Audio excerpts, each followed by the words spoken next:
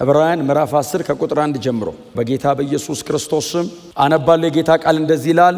ሕጉ ወደፊት ለሚመጡት መልካም ነገሮች ጥላ ነው እንጂ እውነተኛው አካል አይደለም። ስለዚህም በየዓመቱ ዘወትር ያለማቋረጥ የሚቀርበው ተደጋጋሚ መስዋዕት ለአምልኮ የሚቀርቡትን ሰዎች ፍጹም ሊያደርጋቸው ከቶ አይችልም። ፍጹም ሊያደርጋቸው ቢችል ኖሮ መስዋዕት ማቅረቡን ይተውት አልነበረምን? ደግሞም ለአምልኮ የሚቀርቡት ሰዎች ለአንዴና ለመጨረሻ ጊዜ ስለሚነጹ በሕሊናቸው ኃጢአተኝነት ባልተሰማቸውም ነበር። ነገር ግን እነዚህ መስዋዕቶች በየዓመቱ ኃጢአትን የሚያስታውሱ ናቸው። ምክንያቱም የኮርማዎችና የፍየሎች ደም ኃጢአትን ማስወገድ አይችልም። ስለዚህ ክርስቶስ ወደ ዓለም በመጣ ጊዜ እንዲህ ብሎአል፣ መስዋዕትንና መባን አልፈለክም፣ ሥጋን ግን አዘጋጀህልኝ። በሚቃጠል መስዋዕትና ለኃጢአት በሚቀርብ መስዋዕት ደስ አልተሰኘህም። በዚያን ጊዜ እንዲህ አልሁ፣ ስለ እኔ በመጽሐፍ እንደተጻፈ አምላክ ሆይ እነሆኝ ፈቃድህን ለማድረግ መጥቻለሁ። ጌታ የተባረከ ይሁን። የዕብራውያን ምዕራፍ 10 ባለፈው ሳምንት ላይ ጥላና አካል የሚለውን አብረን የተወሰነ ነገር ተናግረናል። ጥላው ብሉይ ኪዳን ነው፣ አካሉ አዲስ ኪዳን ነው። ከጥላው ላይ ትክክለኛውን መልክ ማግኘት የማይቻል ነው፣ በፍጹም የሚታሰብ አይደለም። አዲስ ኪዳን ደግሞ ፍጹም የተገለጠው አካል ነው ተባብለናል። ክርስቶስ ኢየሱስና በክርስቶስ ኢየሱስ በኩል ወደኛ የቀረበው አገልግሎትን በደንብ አይ ቲንክ ባለፈው ሳምንት ተናግሬያለሁ አይደል? ጌታ ኢየሱስ ክርስቶስ የእግዚአብሔር ትክክለኛ መልክ ነው። በክርስቶስ ኢየሱስ ያልተገለጠኛ የምንገልጠው የቀረ መልክ የለም። እግዚአብሔርን ፉሊ ወይንም አብን አባቱን በሙላት ጌታችን ኢየሱስ ክርስቶስ በእኛ መካከል ገልጦታል። he the exact imprint of his image አይደል? ፍጹም የባህሪው ምሳሌ ነው፣ የክብሩ መንጸባረቅ ነው የሚለውን እዚሁ ምዕራፍ 1 ቁጥር 3 አካባቢ የክብሩ መንጸባረቅ የባህሪው ትክክለኛ ምሳሌ ነው የሚለውንም አንስተን አብረን የተወሰነ ተመልክተናል።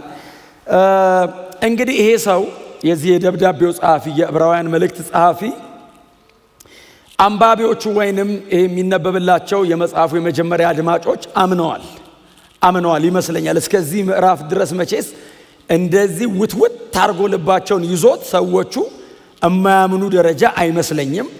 ግን እሱ ስላልጨረሰ ነው እየቀጠለ ያለ። እሱ አልጨረሰም። በእርግጥም ደግሞ ያነሳው ሐሳብ በሱ መጠን እሱ ነገሩን በሚያነሳበት ጥልቀት እንዲህ በዋዛ የሚታው አይነት አይደለም። ምናልባት የክርስቶስ ኢየሱስን የክህነት ሥራ ከየትኛውም የአዲስ ኪዳን መጽሐፍ ይልቅ የዚህ ደብዳቤ ጸሐፊ በጣም በስፋትና በጥልቀት ደጋግሞ ያነሳዋል። ምዕራፍ 10 ላይ ነው እንግዲህ ይህንን ሐሳብ ጠቅለል አድርጎ ምዕራፍ 11 ላይ የሚሻገረው እና የብሉይ ኪዳን ድግግሞሽ የሞላበትን መስዋዕት ያቀርበዋል አይደል?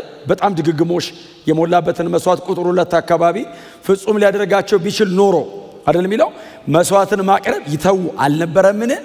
አሁን የሚቀርበው መስዋዕት የሚቀርብለትን ሰው ወይንም የኮርማ ወይ የበግ ደም የሚቀርብለትን ሰው መቀደስ ቢችል ኖሮ ዛሬ መስዋዕት ቀርቦ የሚቀጥለው ዓመት ላይ ያ ሰው ስለሚቀደስ መስዋዕቱ ድግግሞሽ አይኖረውም ነበር ይላል። ስለዚህ ድግግሞሽ የነበረው የሚቀርብላቸውን ሰዎች ሊቀድሳቸው ስለማይችል ነው። በነገራችን ላይ በጣም ብዙ ሪፒቲሽኑ ድግግሞሹ በዛ እንጂ ሰዎቹን ሊቀድሳቸው አልቻለም አይደለም የሚለው አይደለ? አይችልም ነው የሚለው ከነጭራሹ።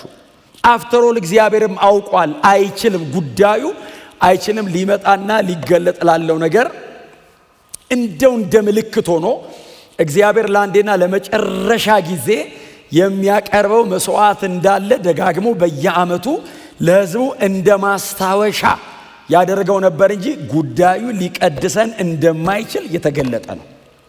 ክብር ለእግዚአብሔር ለአምላካችን ይሁን። እንኳን የአዲስ ኪዳን ሰዎች ሆንን፣ እንኳን እግዚአብሔር በዚህ ኪዳን ውስጥ ድጋሚኛን አገኘን። አፍተሮል ጌታ ኢየሱስ ክርስቶስ ባይመጣ ኖሮ በብሉይ ኪዳን አምልኮ ስርዓት አሕዛብን የሚያካትት ነገር አልነበረውም።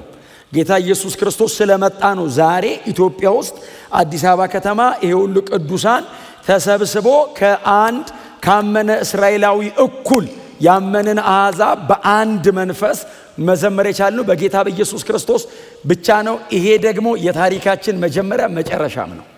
ክብር ለእግዚአብሔር ይሁን። በቤተ ክርስቲያን ውስጥ ምንም አይነት መንፈሳዊ በረከት ብናገኝ ከጌታ ከኢየሱስ ክርስቶስ የመስዋዕትነት ሥራ የተነሳ ብቻ ነው፣ የለም ሌላ። ክብር ለእግዚአብሔር ለአምላካችን ይሁን። እና ቁጥር 5 ምንድነው የሚለው? ቁጥር 5 ስለዚህ ክርስቶስ ወደ ዓለም በመጣ ጊዜ እንዲህ ብሏል፣ መስዋዕትንና መባን አልፈለክም፣ ስጋን ግን አዘጋጀህልኝ። በጣም የዚህ ደብዳቤ ጸሐፊ እዩት ምን እንደሚል። ቁጥር 5 ሲጀምር ምንድነው የሚለው? ስለዚህ ክርስቶስ ወደ ዓለም በመጣ ጊዜ እንዲህ ብሏል። አሁን የሚጠቀመው የብሉይ ኪዳን ጥቅስ ነው። መዝሙር ምዕራፍ 40 ቁጥር 6 እና 7 ነው እየጠቀሰ ያለው። መዝሙር ምዕራፍ 40 በጣም ዝነኛ ክፍል ነው። ቆይቼ እግዚአብሔርን ደጅ ጠናሁት የሚለው ማለት ነው። እና ቁጥር 6 እና 7 ነው ኮት እያደረገ ያለው። ግን ጌታ ኢየሱስ ክርስቶስ ወደ ዓለም በመጣ ጊዜ እንዲህ ብሏል ይላል። አሁን ጌታ ኢየሱስ ክርስቶስ ወደ ዓለም ሲመጣ ይሄንን ቃል ተጠቀመው። ይሄንን ጥቅስ ኢየሱስ ተጠቅሞ እንደውም እንዲህ ሁሉ ብሏል ብሎ ነው የሚጽፈው አይደል? ክርስቶስ ወደ ዓለም ሲመጣ እንዲህ ብሏል። ይሄ ሰው እየነገረን ያለው መባንና መስዋዕትን አልፈለክም፣ ስጋን ግን አዘጋጀልኝ። አሁን እግዚአብሔር መባንና መስዋዕትን አልፈለክም ማለት ምን ማለት ነው? ሳትስፋይድ አልሆንኩም ነው። አሁን መባንና መስዋዕትን አልፈለክም ማለት እግዚአብሔር ጠላው ማለት አይደለም ትርጉሙ። ዲሳቲስፋክሽን መርካት አልቻለም። እየቀረበ ያለ መባና መስዋዕት አለ፣ ለእግዚአብሔር ነው እየቀረበለት ያለው። ህዝቡ እያመጣ መስዋዕት ያቀርባል። አልፈለክም፣ ሊያረካ አልቻለም። ነገሩ እንዲሆን የፈለክበት መንገድ አለ። እየቀረበ ያለው ነገር ግን ያንተን ፍላጎት ማርካት አልቻለም።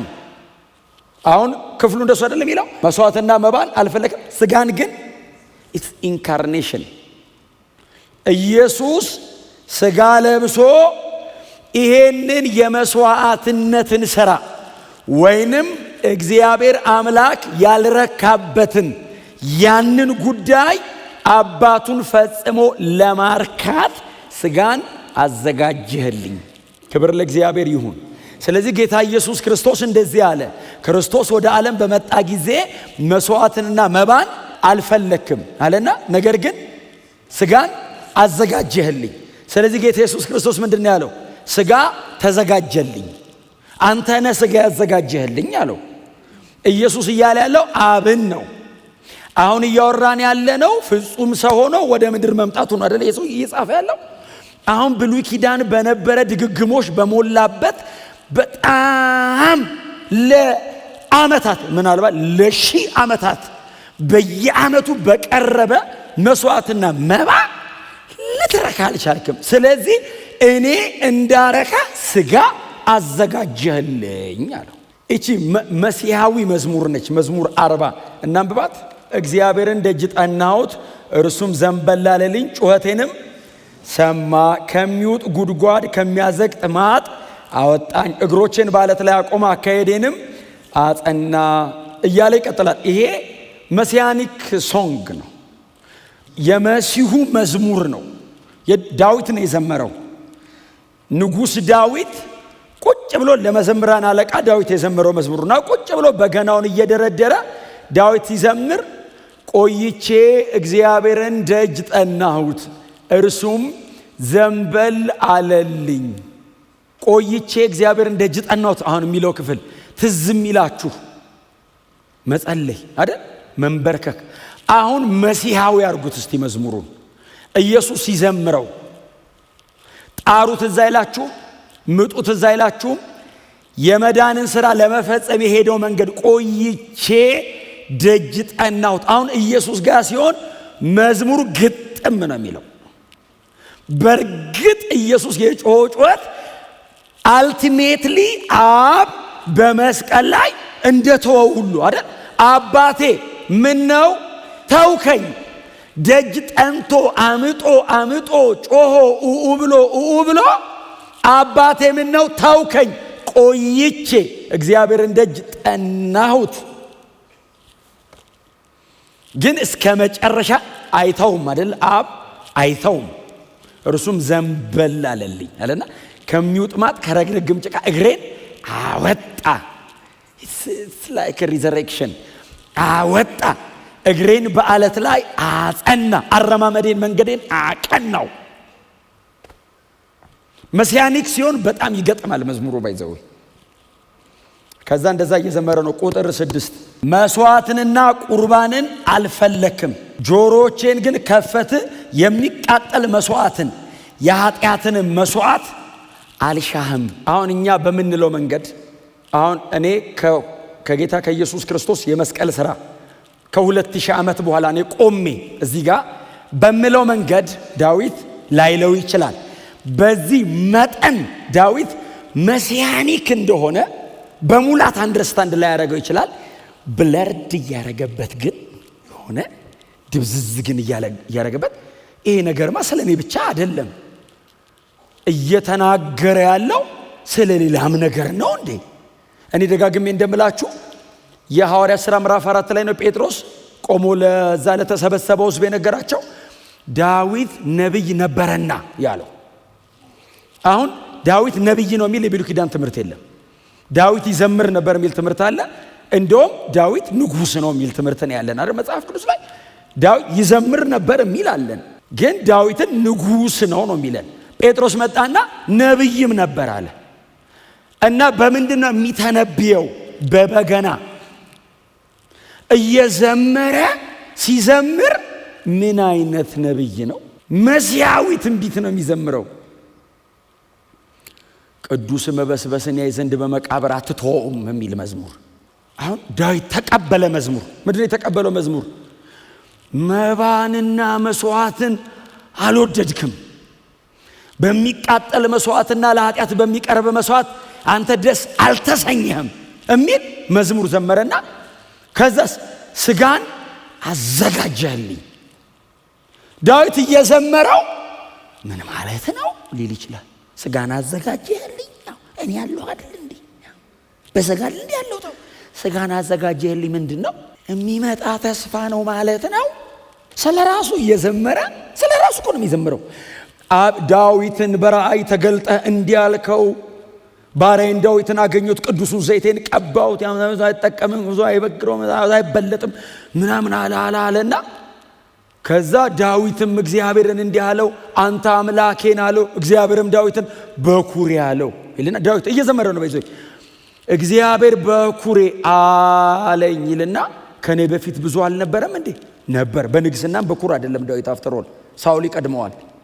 በኩር ማን ነው አለና እየዘመረ ነው። በዚህ በኩሬ እለዋለሁ ዳዊትን አለ እግዚአብሔር ይልና ከዛ ቀጥሎ ሲዘምር ዙፋንህን በሰማያት ዕድሜ ልክ አረጋዋለሁ ብሎ ዘመረ።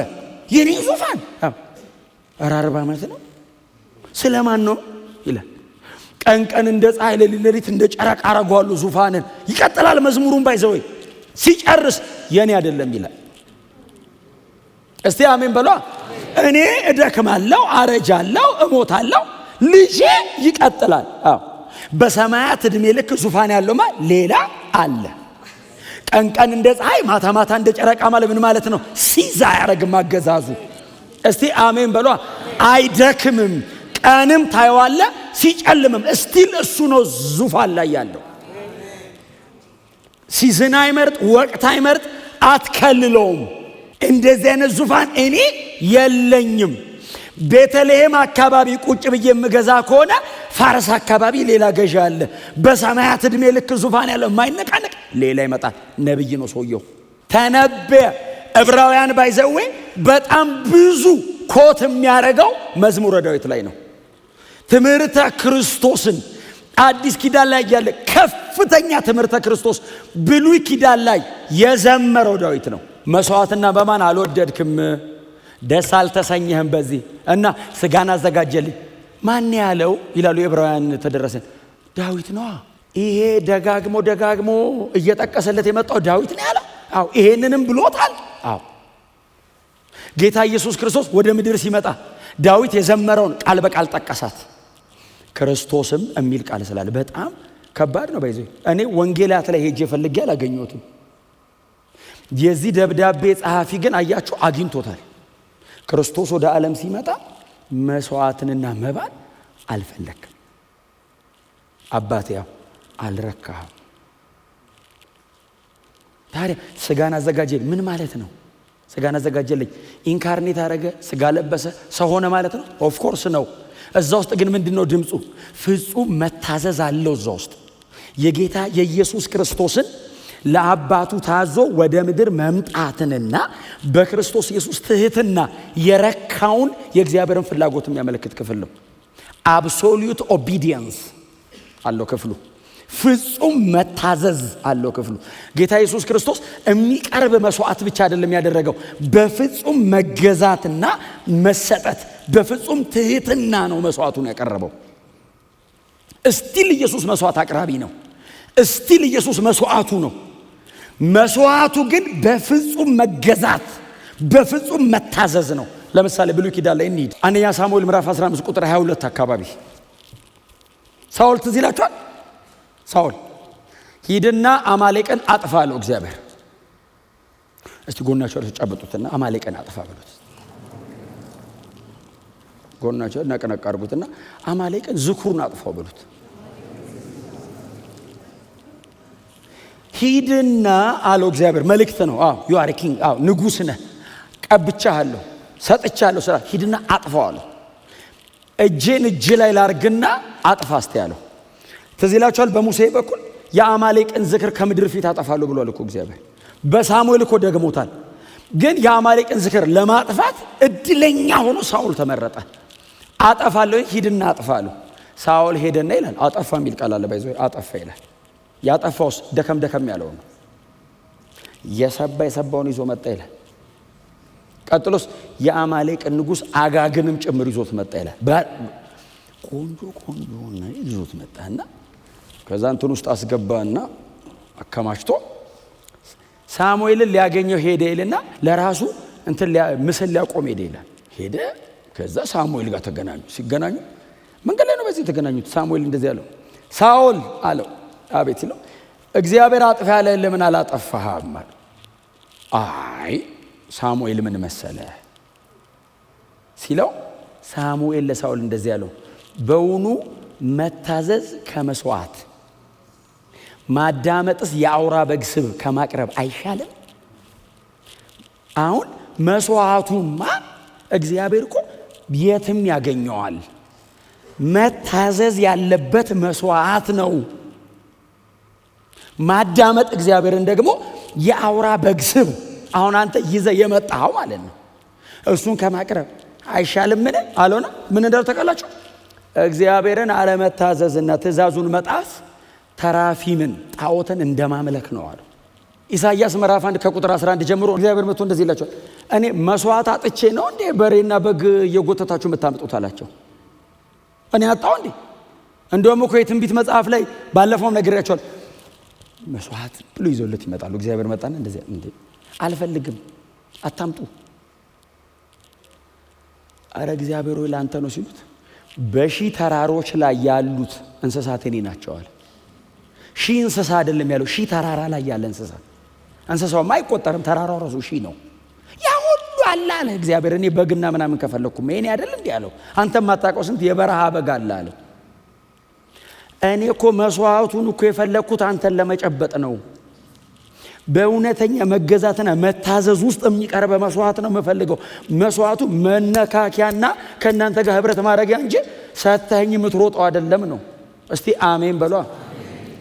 እግዚአብሔር ደስ አልተሰኘም የሚለው ይሄ አውትዋርድ የሆነ ሪቹዋል ነው። ደጅ ደጁን የሆነ ስርዓት ብቻ ሆነበት። እግዚአብሔር ሰውየውን ሊቀድሰው አልቻለም፣ ነፃ ሊያወጣው አልቻለም። በመስዋዕትና በመባ ደስ አልተሰኘም። በቃ አልፈለከውም። ለምን? ለማዳን ሰተ መዳኛ አልሆነም። ይባስ እንደውም ሰውየው መሞቻ ሆነ። ስለዚህ እኔ ደስ አሰኝቼ ፈቃድን እንድፈጽም ስጋን አዘጋጀህልኛል። ኢየሱስን እግዚአብሔር ከሰማይ ሲልከው ስጋ አዘጋጅቶ ነው የላከው። እኔ ነኝ ያልኩት መስዋዕትና ቁርባንን አልወደድክም ብሎ ስጋን በሉታ። ስለዚህ እግዚአብሔር ስጋ አዘጋጅቶ ነው። ስጋን አዘጋጀልኝ ምን እንዳረግ? እውነተኛ የሆነ ደስ የምትሰኝበትን ሰዎችን መቀደስና ማዳን የሚችለው መስዋዕት እንዳቀረበልን እግዚአብሔር ሥጋ አዘጋጅቶ ነው። የተዘጋጀ ሥጋን አዘጋጀልኝ አለው። ከዛ የሚቀጥለውን ቁጥር እናንብበው። ቁጥር 6 ደስ አልተሰኘም። በዚያን ጊዜ እንዲህ አልሁ። እስቲል መዝሙሩ ላይ ነው ያለው። እስቲል ክርስቶስ እያለው ነው። እንዲህ አሉ፣ ስለ እኔ በመጽሐፍ እንደተጻፈ አምላክ ሆይ እነሆኝ ፈቃድህን ለማድረግ መጥቻለሁ። አሁን ቁጥር 5ን ቁጥር 6ን የሚያስራቸው ቁጥር 7 ላይ ነው። በመስዋዕትና በመባ እግዚአብሔር አልተደሰተም። ፉሊ ብሉይ ኪዳንን የሚያመለክት ክፍል ነው። እየቀረበ ያለው መስዋዕት ለሰው አይደለም፣ ለእግዚአብሔር ነው የሚቀርበው። እግዚአብሔር ደስ አልተሰኘም ያለው በሞሎክና በአስታሮት መሰዊያ ላይ የሚቀርብ መስዋዕት አይደለም። ቤተ መቅደስ ውስጥ እሱ መሰዊያ ላይ የሚቀርበው መስዋዕት ነው። አልፈለኩትም ያለው። ስለዚህ እኔ ሄጄ ደስ እንዳሰኘ እግዚአብሔር መደሰቻውን ከሰማይ ነው የላከው። መደሰቻ በጥላውን እግዚአብሔር ደስ የሚለው መቼ ነው? ልጁን በጥላውን ላይ ሲያይ። ኢየሱስን ካላየብህ በምንም መንገድ እግዚአብሔር ልታስደስተው አትችልም። ብሉይ ኪዳን ካለ ከአንድ ሌዋዊ ካህን የተሻለ ሕግን መፈጸም የሚችል ሰው የለም። ከፈሪሳውያን እንኳን አንበልጥም። ከከሙን አስራት ያወጣል። ማይክሮስኮፒክ አስራት 10 ቦታ እንዴት ነው የሚቆርጧት? ራሱ አስቆርጦ ነው የሚሆነው። አድርገው አትታይም። እማይታይ 9 የኔ ነው። ፐርፌክሽናቸው እኮ ሲያስጨንቀ ከውስጥ ስለማይጀምር ነው እኮ ጌታ ኢየሱስ ክርስቶስ አልቀበለውም ማለት። ለምንድን ነው የማትቀበለው? እሱን ይላሉ ፈሪሳዊው ነው። አረ ጌታ ሆይ ካንተ የተናነሳለ እንደ ሕግን በመጠበቅ እኮ ነው የምትለው። ለምን? አለባበሳቸው፣ እዚህ ላይ የሚያደርጓት ነገር፣ አካሄዳቸው፣ መርጠው የሚቆሙበት ቦታ ለመጸለይ የመንገድ ማዕዘን ላይ ይቆማሉ የሚል ቃል አንብባችኋል? ቆንጆ የጸሎት ቦታ ኮርነር ላይ ቆሞ ይጸልያሉ ይላል። አባቱ ያህዌ ምናምን ብለው ሲጸልዩ ሰው ያይና ከሩቅ አንድ ቀን እንደሱ ሆናለሁ ይላል ሰው። ኢየሱስ መጣና ከዚህ ሰውዬ ካልበለጥክ የአባቴ መንግስት አታይም አለ። አንድ ቀን እንደዚህ ሆናለሁ ብሎ ሰው ሁሉ ደረቱን እየደቃ የሚሄድበትን ሰውዬ ካልበለጥከው አለ። እንዴት? ደጁን ነው፣ ከውስጥ ወደ ውጭ አይደለም። እስቲ አሜን በሏ። እምናቀርባቸው አሁንም ቢሆን እምናቀርባቸው ነገሮች ከልባችን ሲጀምሩ ነው እግዚአብሔር ጋር የሚደርሱት። ደጁን ባለ ነገር ማንንም ሰው ኢምፕረስ ልታደርጉ ትችላላችሁ። ማንንም ሰው ላደርግ ይችላል፣ ሊያስበል ይችላል። ማንም ሰው ከውስጥ ሲጀምር እግዚአብሔር ይቀበለዋል። ያኛውን ለምንድን ነው ያልፈለገው? ከውስጥ ወደ ውጭ አይደለም፣ ደጁን ነው። አልፈለከውም። ጌታ ኢየሱስ ክርስቶስ ምንድን ነው ያለው? በኖራ የተለሰነ መቃብር ናቸው ነው ያለው። ኖራን አሰበው ንጣቱን። እዚህ እንደዛ እንደ ኖራ አይነት ነጭ ነገር ንድፍ ብርቅርቅ ያለ ነጭ መቃብር ነው አለ። መቃብር በኖራ ተሰርቶ ነው አለ ጌታ ኢየሱስ። አንድ ፈሪሳዊ ያቆሞ ቆንጆ መቃብር ውስጡ ሲከፈት ንጥቂያና ቅሚያ ነፍስን ግድያ አለው አለ እና ተጸይፍ አልቀበል። እግዚአብሔር የተጸየፈው መስዋዕት እንደዚህ አይነቱ መስዋዕት ነው። እኔ ላከኝ ይሄን ተጸይፈ ነው እኮ ነው። ከክርስቶስ ኢየሱስ በጌታ ከመሆን ውጭ ያለ የትኛውም ነገር ባይዘው ልክ እንደዚህ ነው። ለእግዚአብሔር ሊሆን ይችላል ባይዘው አድሬስ ያደርጋል ብለን የምናደርገው በክርስቶስ ኢየሱስ ካልሆነ እግዚአብሔር አይቶ አልቀበለውም ይሄንን ነው የሚለው። ሊያረካኝ አይችልም፣ ጽድቄን አይመጥንም፣ የሚያቀርበውንም ሰውዬ አይቀድሰው። አምላክ ሆይ አለ ጌታ ኢየሱስ ቆሞ። አምላክ ሆይ አለ ኢየሱስ ቆሞ። አብ ደስታው አይደል አቤት ሲለው እነሆኝ ፈቃድህን ልፈጽም መጣሁ። ይሄንን ነበር የፈለግከው አለው። እነሆኝ ፈቃድህን ልፈጽም መጣሁ። ኢየሱስ ከውስጥ ወደ ውጭ ነው። ደጁን አይደለም። በፍጹም መታዘዝ ቅድም ነግሬያቸዋለሁ። ዋይ መቼም አውርተን የማንጠግበው ክሮስ አይደል? ደግሜ ምን አብሶሉት ኦቢዲየንስ የተገኘው መስቀል ላይ ነው። ባይዘው ፍጹም መታዘዝ፣ ፍጹም መገዛት ተገኘ እግዚአብሔር ኢየሱስ ላይ ያገኘው። እነሆኝ ፈቃድ ልፈጽም መጣሁ አለ። ስጋን አዘጋጀለትና ሂድ አለው። እሺ አለ። እሺ ፍጹም ሰው ሆኖ ሂዩማን ሬስ ላይ ተቀላቀለ ኢየሱስ። he was God, of course still he is God። ለዘላለም እኮ አምላክ ነው። በሰው ትራክ ውስጥ ገባ። ተቃል መለኮት እኛ መሃል ተቀላቀለ፣ መሃላችን ገባ። እኔ ሁሌ ሳነሳው ሞደው ክፍል አለ። ዮሐንስ ሲያጠምቅ ኢየሱስ መደዳ ውስጥ ገብቶ ሰው ሬስ ውስጥ ገባ። ተቃል ሰው ሬስ ውስጥ ገብቶ ሲጠመቅ መደዳ ይጠብቅ። ላድነን የመጣው ከፊት አድርገኝ አይልም። ኢየሱስ መሃል ሆኖ ተረኛ ሲባል የሆነ ሰውዬ ሲጠመቅ ዮሐንስ ባይዘው በጣም አደገኛ ሰው ሰምቶ ስለመጣ ተረኛ ይላል። ለምንድን ነው የሚያጠምቀው? ስታጠምቅ መንፈስ የሚወርድበት እሱ ነው መሲሁ ስላለው፣ አንደኛ ሰውየው ንስሐ ገባ እያለው ነው። ቀጥሎ መሲህ ቼክ እያደረገ ነው። በመልክ ስለማያውቀው ኢየሱስ አይመስልማ። ኦርዲነሪ ሰው እኮ ነው የሆነው። ኦርዲነሪ ምንም እኮ ቅንጣት ታክል አምላክ ነው ብለህ ልጠረጥረው አትችልም። የሆነ ነገሩ ቢመስል ባይዘው አይሰቅሉትም። አናቅህም እንዲህ አሉት። እንደውም በኃጢአት የተወለድኩ ሁሉ አሉት እኛ ካንተ እንሻላለን እስኪሉት ድረስ ነው ባይዘው የወረደው። ስጋን አዘጋጀልኝ እኮ እዛታች እኮ ነው የጣለው። ወረደ ክብሩን ትቶ እና ገብቶ ዮሐንስ የእግዚአብሔር ሰው ዮሐንስ የትራንዚሽን ፔሪድ ታላቁ ነብይ ከሴት ከተወለዱት መካከል እንደዚህ አይነት የለም የተባለለት ሰውዬ ኢቭን አላወቀውም። ታውቃለህ እንደዚህ ነው ፊዚካሊ ዲዘርንመንት በኤልያስ መንፈስ የሚሄድ ሰውዬ እንደዚህ ሲዝን ሽፍት የሚያደርግ ሰውዬ እኮ ነው። እንዲያይቶት አለየውም። ታውቃለህ ለትንቢት አይመችም ነበር ኢየሱስ። ያመጣና ሲጠመቅ ሲመጣ ተረኛ ሲል አንድ የ30 ዓመት ወጣት ልጅ 30 ዓመቱ ነበር መሬት ላይ ለሥራ ከመጣ ነው። እሱ የዘላለም አምላክ ነው።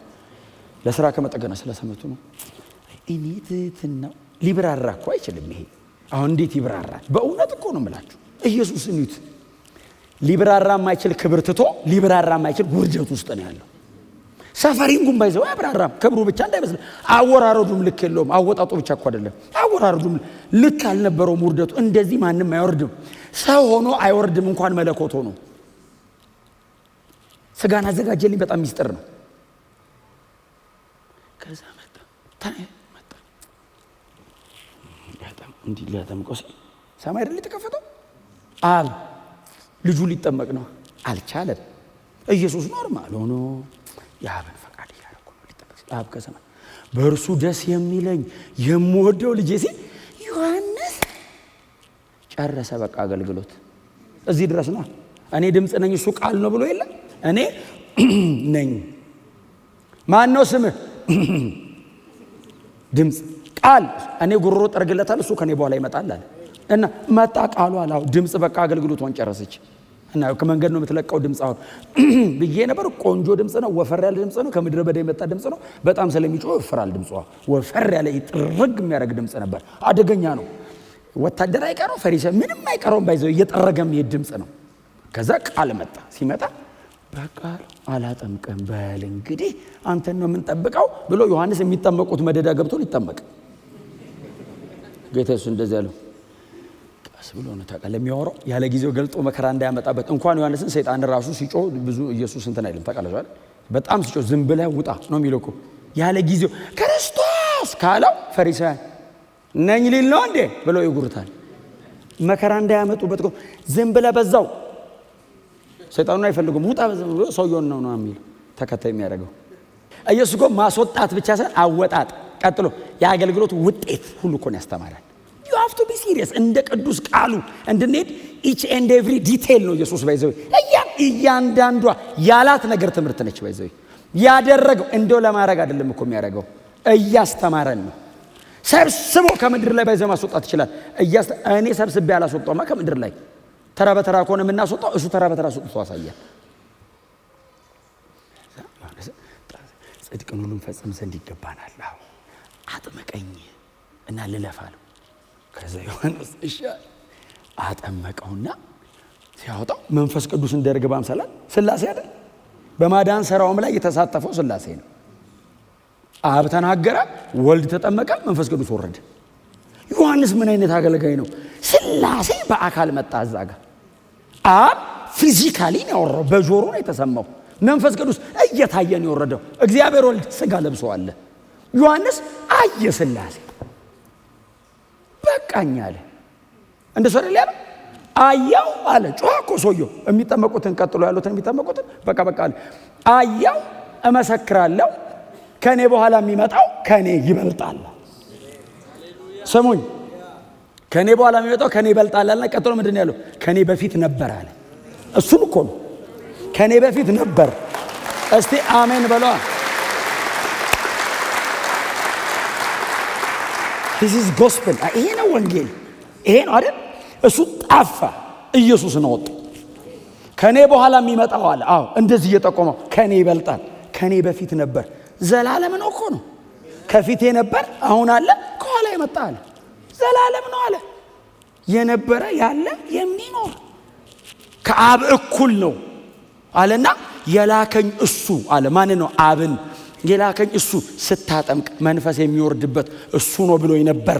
አይቻለሁ፣ እመሰክራለሁ አለ። እና ትቻለሁ ማጥመቅ። እኔ ዝም ብዬ በውሃ ነበር ማጠምቀው፣ በእሳትና በመንፈስ ይሻላችኋል። እዛ ጋር እሱ ጋር ተጠመቁ። እስቲ አሜን በሉ። ፐርሰናል ኢንቴንሽን የለው፣ ተከታይ አጣባይ፣ ያው ተጠመቁ። አሜን በሉ። ኢየሱስስ ወደ ወትሮ ስራው ነው ባይዘው የተመለሰው። አገልግሎት እንኳን አልጀመረም፣ ዝም ብሎ ሄደ ይላል። እኔ በጣም የሚገርመኝ ቃል ሄደ፣ ዝም ብሎ ሄደ። ዮሐንስ ሲመሰክር ዝም ብሎ ሄደ፣ ወጥቶ ሄደ፣ ወደ ሰፈር ሄደ፣ ኖርማል ሆነ። ከዛ ኢየሱስ የሆነ ቀን ሲያልፍ በመንገድ ላይ እንዲህ ሲያልፍ ጆሐንስ ዮሐንስ የዓለምን ሁሉ ኃጢአት የሚያስወግድ የእግዚአብሔር በግ እንደዚህ እያለፈ እኮ ነው። ያውና አየሁት ያው ሲል ደቀ መዛሙርቱ ይላል የዮሐንስ ህዝቡን ደቀ መዛሙርቱ ቀርተውት ነበር። በዚህ እነሱ የትኛው ነው አሉት። ያው ሲል ደቀ መዛሙርቱም ሄዱ ይላል። ኢየሱስ ጋር ዋሉ ይላል። ከዛስ እዛው ቀሩ።